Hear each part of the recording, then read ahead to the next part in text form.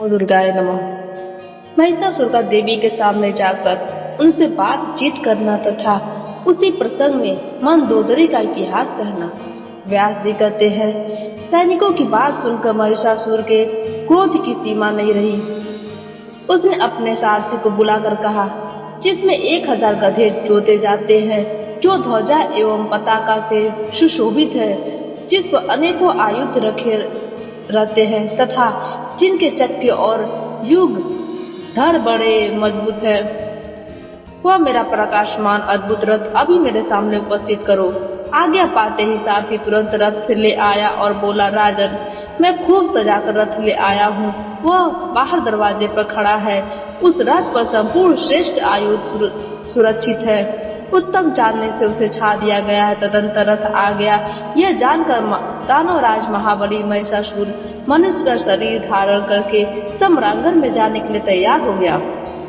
उसने मन ही मन सोचा, मैं भैंसे के रूप में हूँ, मेरा मुख अत्यंत कुरूप है, मेरे मस्तक पर सींग है। इस रूप को देखकर देवी अवश्य ही उदास हो जाएगी।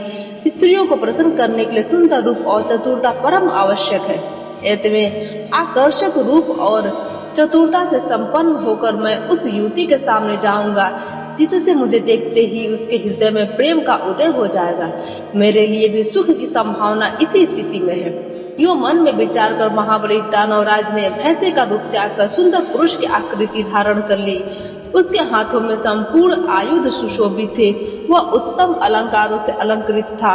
उसके सुंदर शरीर को दिव्य वस्त्र सुशोभित कर रहे थे। ऐसा जान पड़ता था मानो कोई दूसरा कामदेव ही हो। हाथ में धनुष बाण लेकर वह रथ पर बैठ गया। केयूर और हाथ उसकी छवि बढ़ा रहे थे। अभिमान में चूर होकर सेना साथ लिए वह भगवती जगदम्बा के पास पहुंचा। उस समय उसने ऐसा सुंदर वेश बना रखा था, जिसे देखकर अपने रूप का अभिमान रखने वाली स्त्रियों के मन में भी उद्धर आकर्षित हो जाए।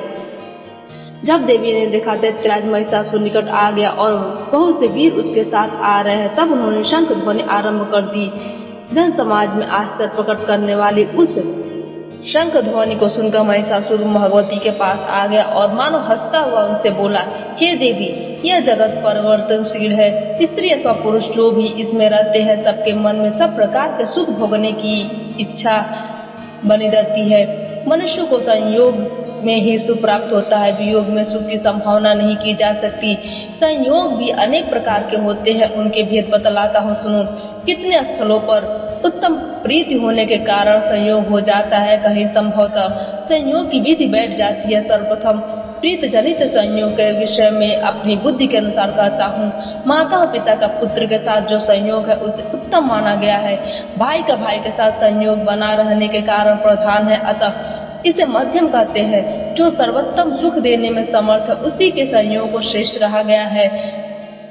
उससे जो कम सुख देने वाला, उसे मध्यम मानते हैं। विद्वान पुरुष का कथन है, नाव पर बहुत से लोग बैठते हैं, उनमें सबका एक दूसरे से पृथक पृथक विचार रहता है। स्वभावतः वे एकत्रित होते हैं। उनसे जो कुछ भी सुख मिलता है, वह बहुत थोड़े समय के लिए ऐसे संयोग को कनिष्ठ माना गया है, क्योंकि इस प्रकार के संयोग से बहुत ही कम सुख मिलता है। चतुरता, रूप, वेश, कुल, शील और गुण, इन सब से समानता होनी चाहिए, तभी परस्पर सुख की वृद्धि कही जाती है।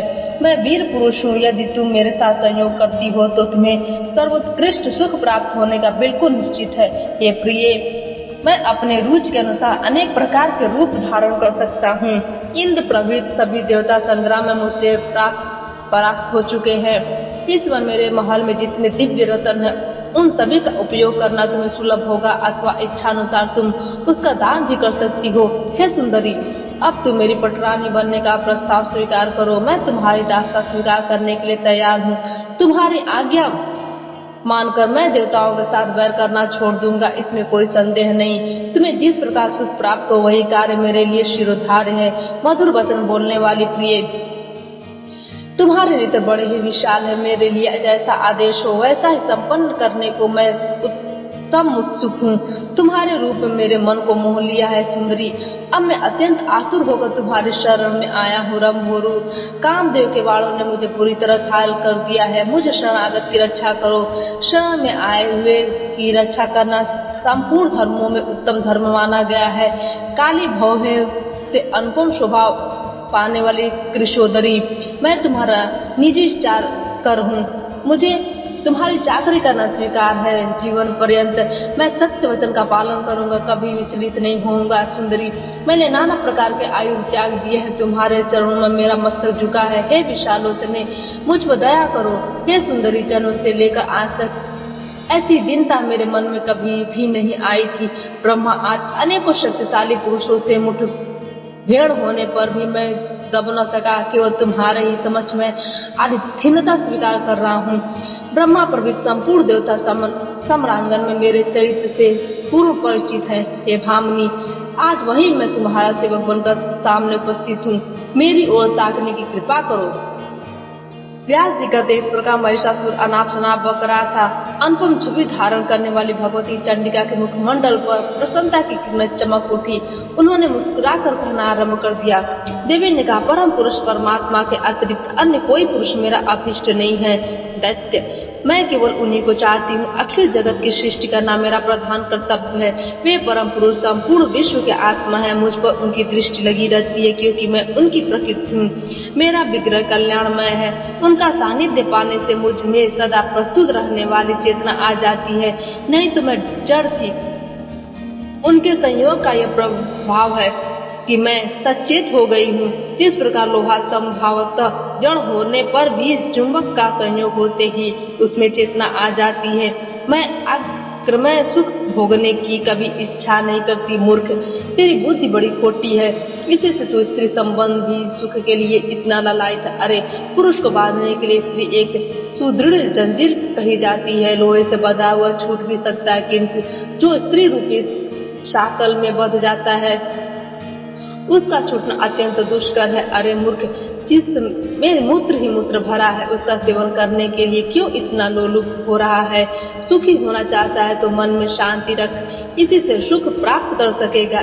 जी का संग करने से महान कष्ट उठाना पड़ता है। इस बात को जानते हुए भी तू क्यों मूर्खता कर रहा है?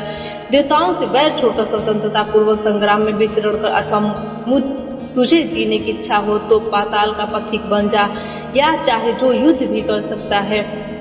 मुझमें शक्ति की कमी नहीं है दानव। तेरा वध करने के लिए ही देवताओं ने इस समय से यहाँ आने की प्रार्थना की है। तू वाणी द्वारा आज जो मेरा सुहृद बन चुका है उसके फलस्वरूप मैं तुझसे सच्ची बात बता रही हूँ क्योंकि तेरा यह व्यवहार मेरी प्रसन्नता का कारण बन गया है। तू जीते जी सुखपूर्वक यहाँ से चला जा। 7 परख चलने पर ही सज्जनों में मैत्री हो जाती है। तो मैं तुझे जीवन दान कर रही हूँ वीर। यदि तुझे मरना ही अभिष्ट हो तो बड़े आनंद के साथ युद्ध कर महाभाव। मेरे हाथों तेरा वध होगा, इसमें किंचित मात्र भी संदेह नहीं है। व्यास जी कहते हैं, भगवती जगदम्बा की यह बात सुनकर काम से मोहित हुए महिषासुर ने मधुर वाणी में पुनः मीठी बात से कहना आरंभ किया। हे बरारोहे, हे प्रसन्न बदने, तुम पर आघात करने में मुझे डर लगता है क्योंकि तुम नारी हो। तुम्हारे सभी अंग अत्यंत सुंदर एवं सुकोमल है। इन्हें देखकर मनुष्यों का मन मुग्ध हो जाता है। तुम्हारे इस रूप पर विष्णु, शंकर एवं लोकपाल प्रवृत्त प्राय सभी निछावर हो चुके हैं। हे कमल लोचने, तब फिर क्या तुम्हारे साथ युद्ध करना मेरे लिए समुचित होगा? सुंदरी, यदि तुम्हें रुचे तो मेरी ईर्षा धर्मणी बनकर उपासना में तत्पर हो जाओ, अन्यथा जहाँ से आने का कष्ट किया उसी देश में इच्छानुसार वापस जा सकती हो। मैं तुम पर अस्त्र शस्त्र नहीं उठाऊंगा क्योंकि तुम मेरे साथ मैत्री कर चुकी हो। मैंने हित भरी कल्याण की बातें कही है, कहते हुए आनंद पूर्वक चले जाने में ही तुम्हारी भलाई है। ऐसी सुनैनी स्त्री को मार देने में मेरी तनिक भी शोभा नहीं होगी। स्त्री, बालक अथवा ब्राह्मण की हत्या के लिए प्रायश्चित का भी कोई विधान नहीं है। तुम्हें वरानने, आज मैं तुम्हें लेकर घर चलने का विचार कर रहा हूँ। यदि मैं तुम्हारे साथ बल प्रयोग करता हूँ तो इससे किसी उत्तम फल की संभावना नहीं दिखती, क्योंकि वैसी स्थिति में भोग सुख का अवसर कैसे मिल सकता है? हे सुकेशी, यही कारण है कि मैं नम्र होकर प्रार्थना पूर्वक तुमसे बातें कर रहा हूँ। प्रिया के मुख कमल से वंचित हो रहने पर पुरुष के लिए अन्य कोई सुख का साधन नहीं है। ऐसे ही पुरुष के बिना स्त्रियों के लिए समझना चाहिए, संयोग में ही सुख की अनुभूति होती है, वियोग में दुख भोगने पड़ते हैं। तुम सुंदरी स्त्री हो, संपूर्ण आभूषण तुम्हारी छवि बढ़ा रहे हैं। तुम में चातुरता का अभाव कैसे हो गया, जिसके परिणाम स्वरूप तुम मेरी स्वामिनी बनना अस्वीकार कर रही हो। किसने तुम्हें भोगों से सदा वंचित रहने वाला यह उपदेश दिया है? मधुर भाषण करने वाली प्रिय, किसी शत्रु ने तुम्हें ठग लिया है, इसी से संप्रति तुम्हारी ऐसी बुद्धि हो गई है। अब तुम इस आग्रह को छोड़कर अत्यंत सुंदर कार्य करने में उद्यत हो जाओ।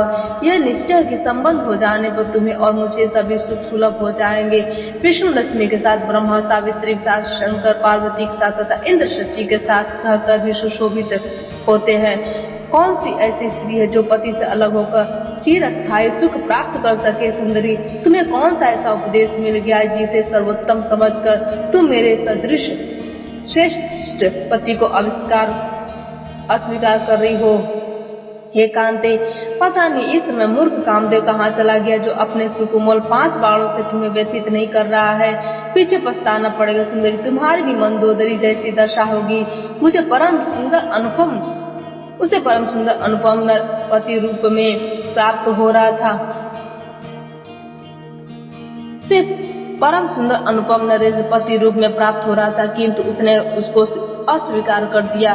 फिर जब मंदोदरी का अंतःकरण काम मोह से व्याप्त हो गया, तब उसे एक प्रचंड मूर्ख की स्त्री बनना पड़ा। व्यास जी कहते हैं, भगवती जगदम्बा ने महिषासुर की बात सुनकर उससे पूछा, मंदोदरी नाम वाली वह कौन स्त्री थी? वह कौन राजा था जिसे उसने त्याग दिया? और वह कौन धूर्त नरेश था जिसकी फिर वह स्त्री बन गई? उस स्त्री को पुनः किस प्रकार दुख भोगने पड़े, यह कथा प्रसंग विस्तार पूर्वक मुझसे कहो। महिषासुर बोला, धरातल पर सिंहल नाम से प्रसिद्ध एक देश है। सघन वृक्ष उसकी शोभा बढ़ा रहे, घन और धान्य से उस देश का कोई भी भाग खाली नहीं था। चंद्रसेन नामक राजा की वह राजधानी थी। वे नरेश बड़े धर्मात्मा, न्यायशील और शांत स्वभाव के थे तथा तत्परता पूर्वक प्रजा का पालन करते थे। वे सदा सत्य बोलते थे। उनका स्वभाव बड़ा कोमल था। वे शूरवीर थे। उन्हें नीति के रूपम शास्त्र को पार करने की उत्कट इच्छा लगी रहती थी। शास्त्र एवं संपूर्ण धर्मों के वे पूर्ण जानकार थे। धनुर्वेद में उनकी अच्छी गति थी। उनकी सुंदरी स्त्री भी वैसे ही स्वर्ण गुण संपन्न थी। वह सदा श्रेष्ठ आचरण का पालन करती थी। पति भक्ति में उसका अटूट अनुराग था। चंद्रसेन की वह प्रेयसी भार्या गुणवती नाम से प्रसिद्ध थी। उसमें सभी उत्तम लक्षण विद्यमान थे।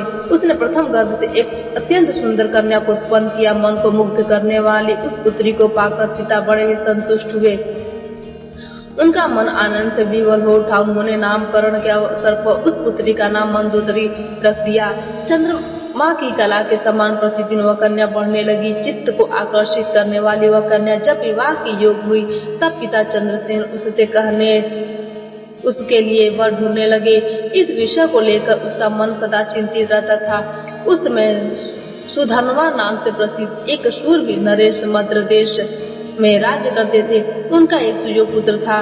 कुंभग्रीव नाम से जगत में उसकी प्रसिद्धि थी। ब्राह्मणों ने राजा चंद्रसेन से कहा, इस कन्या के लिए अनुरूप वर कुंभग्रीव ही है। उसमें सभी उत्तम लक्षण वर्तमान है। उसने संपूर्ण विद्याओं का पर्याप्त अभ्यास किया है। तब राजा चंद्रसेन ने गुणवती नाम वाली अपनी प्रेयसी रानी से पूछा, अपनी इस कन्या के लिए सुयोग वर चाहिए। मेरा विचार है कुंभग्रीव के साथ इसका विवाह कर दिया जाए। तुम्हारी क्या सम्मति है? स्वामी की बात सुनकर रानी ने आदर पूर्वक अपनी कन्या मंदोदरी से पूछा, तुम्हारे पिता राजकुमार कुंभग्रीव के साथ तुम्हारा विवाह करना चाहते हैं, तुम्हें पसंद है ना? माता का यह वचन सुनकर मंदोदरी ने उससे अपना विचार प्रकट किया।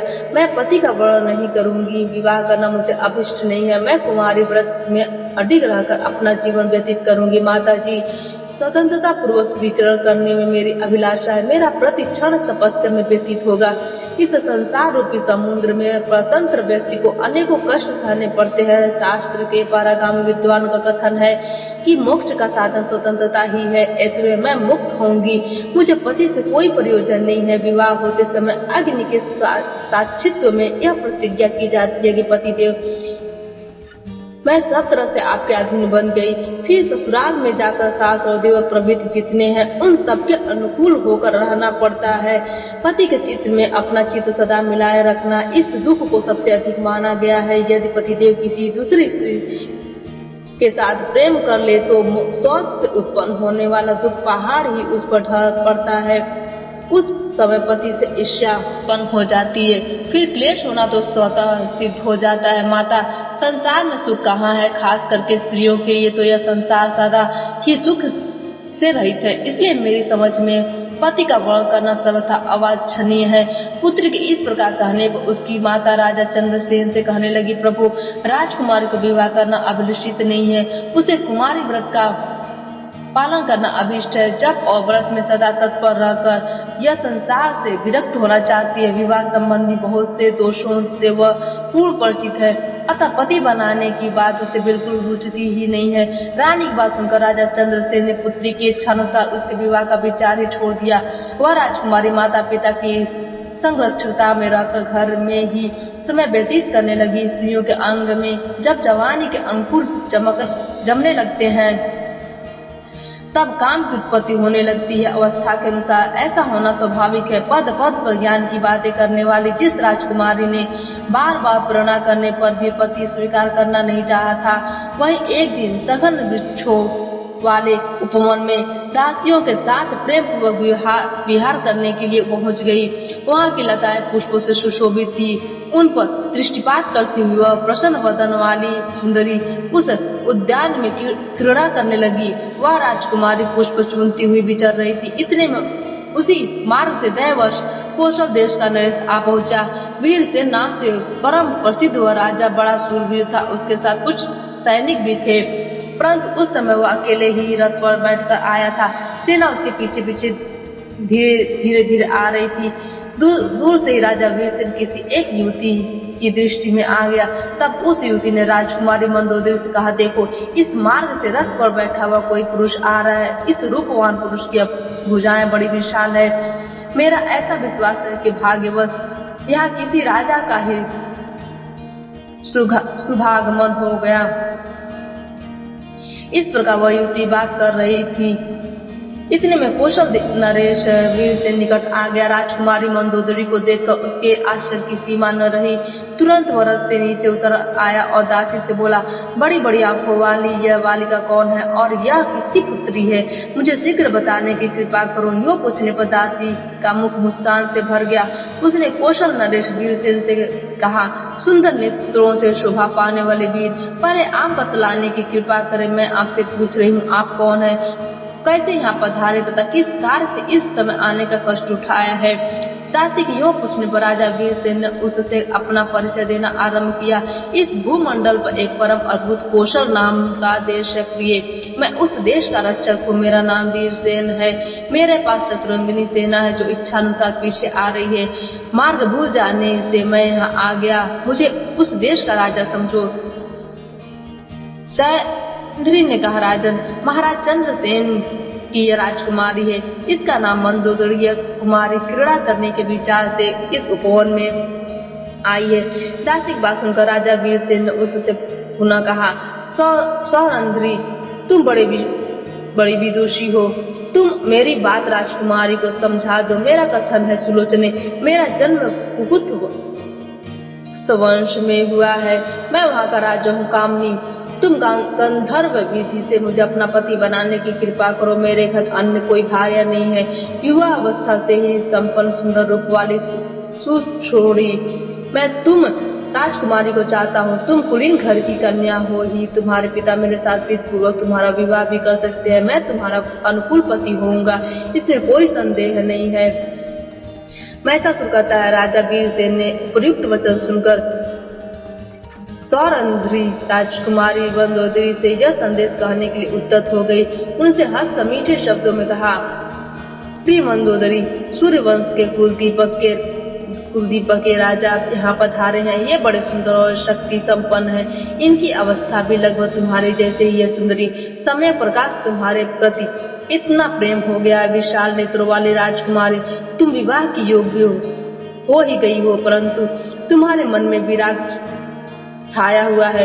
इस बात को जानकर तुम्हारे पिता भी सर्वथा दुखी रहते हैं। राजा ने लंबी सांस लेकर इस विषय में हमसे कहा है कि दासियों, तुम लोग सदा सेवा में संलग्न रहती हो। मेरे इस राजकुमारी को समझाओ, किंतु तुम्हारी हठ धर्म के कारण हम कुछ कह नहीं सकती।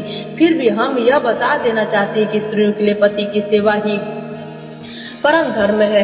यह मनु का कथन है। पति की सेवा में संलग्न रहने वाली नारी स्वर्ग प्राप्त कर सकती है। ऐसे में विशालाक्षी, तुम विधि पूर्वक विवाह कर लो। राजकुमारी मंदोदरी ने कहा, बाले, मुझे पति बनाना बिल्कुल अभिष्ट नहीं है। मैं अद्भुत तपस्या करूंगी। तुम इस कौशल नरेश को मना कर दो। यह निर्लज क्यों मुझ पर आग गड़ा रहा है? सौंदर्य ने कहा, देवी, इस कामदेव पर अपना विजय पाना महान कठिन है, साथ ही काल की गति को भी टालना असंभव है। ऐसा सुंदरी, तुम्हें मेरे उचित वचन का पालन अवश्य करना चाहिए, अन्यथा यह निश्चित है कि तुम कभी न कभी दुख की गर्त में गिर जाओगी। सौंदर्य की बात सुनकर राजकुमारी ने उससे कहा, परिचारिके, दैवश जो होने वाला है वह होगा ही, उसकी मुझे कोई चिंता नहीं है। परंतु मेरा यह सब तरह से निश्चित विचार है कि मैं विवाह नहीं करूंगी। महिषासुर कहता रहा। राजकुमारी मंदोदरी का निश्चित विचार जानकर सौंदर्य ने जाकर कौशल नरेश वीरसेन से कहा, राजन, आप इच्छानुसार यहाँ से पधारने की कृपा करें। आप जैसे सुसभ्य पति को यह राजकुमारी वर्ण करना नहीं चाहती। दासी की बात सुनकर राजा वीरसेन के मुख पर उदासी छा गई। अपनी सेना के सहित वे अपने कौशल देश के लिए प्रस्थित हो गए। राजकुमारी के प्रति अब उनकी स्पृहा नहीं रही। आज की कथा यहीं पर समाप्त होती है।